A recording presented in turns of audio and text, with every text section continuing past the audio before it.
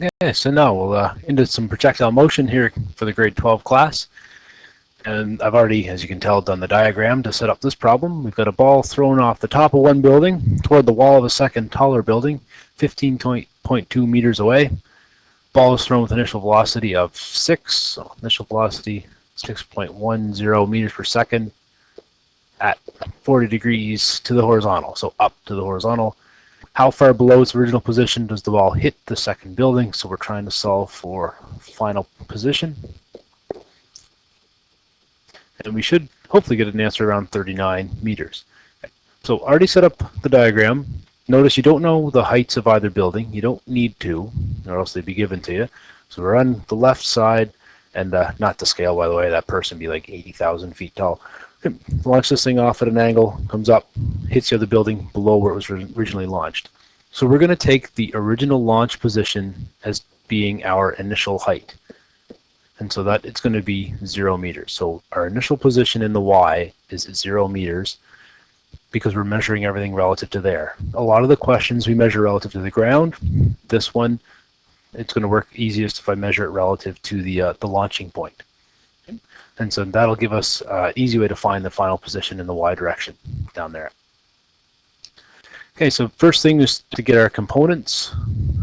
Okay. So we have our x velocity is going to be v, magnitude of the velocity, cosine of 40 degrees, or cosine of our angle. So it's going to be 6.10 cosine 40. So the horizontal component of the velocity, 6.1 times the cosine 40 degrees. Make sure your calculator's in degrees. You should get 4.67 out. Initial y component, magnitude sine. The angle, 6.10 sine 40. So 6.1 sine 40 give us 3.92.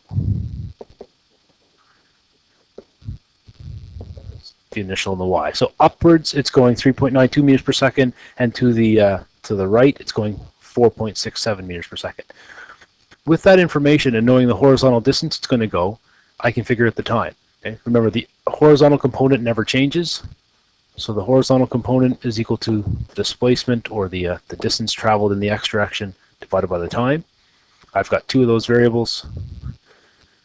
So 4.67 equals 15.2 times time. Cross multiply that up,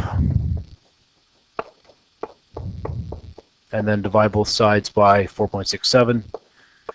It gives us 15.2 divided by 4.67, 3.25 seconds. So this object is in the air for 3.25 seconds.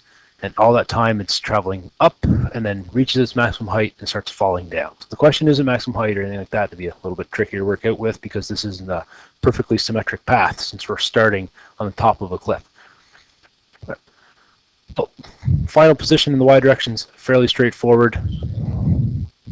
There's a formula for it. This one, use it often.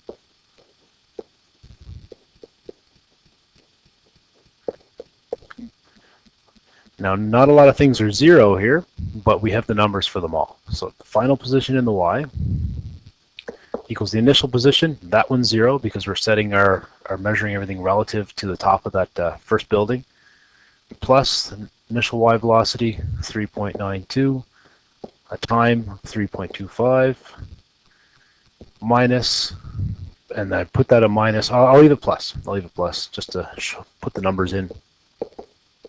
Negative 9.81, that's where the minus is going to come from, 3.25, and that's squared.